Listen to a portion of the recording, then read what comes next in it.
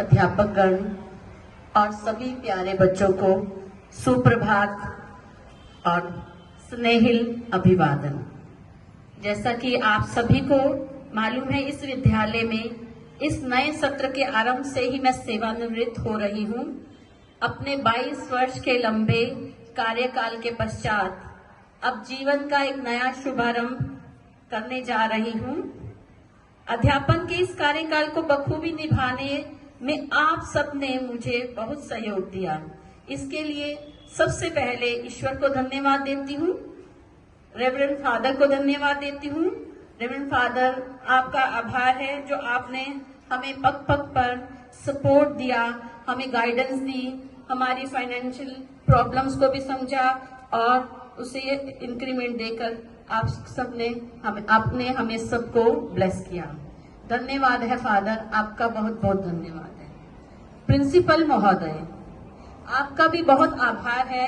आपने स्कूल का दायित्व निभाने में हमारा मार्गदर्शन किया।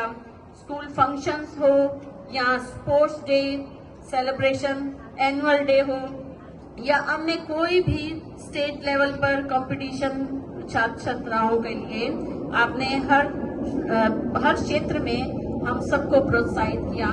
आपका बहुत धन्यवाद है। आपने जो गाइडेंस दी उसके लिए भी आपका धन्यवाद है। आपने विभिन्न त्योहारों पर सभी को अपनी प्रतिभा दिखाने का अवसर दिया। रामायण, मुझे भी इस क्षेत्र में अपनी प्रतिभा दिखाने का बहुत अवसर दिया।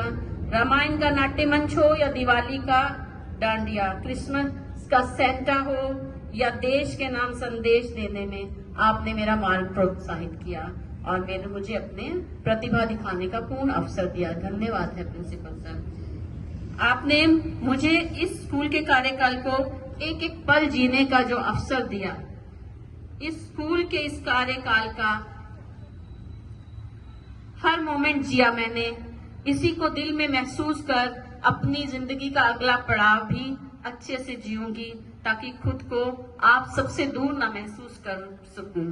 धन्यवाद है सर। तनुजा मैम, हमारी वाइस प्रिंसिपल मैम, आपकी प्यारी मधुर वाणी, अनुभवी आंखें, आप तुरंत भाप जाती हैं किसको कहाँ क्या परेशानी आ रही है।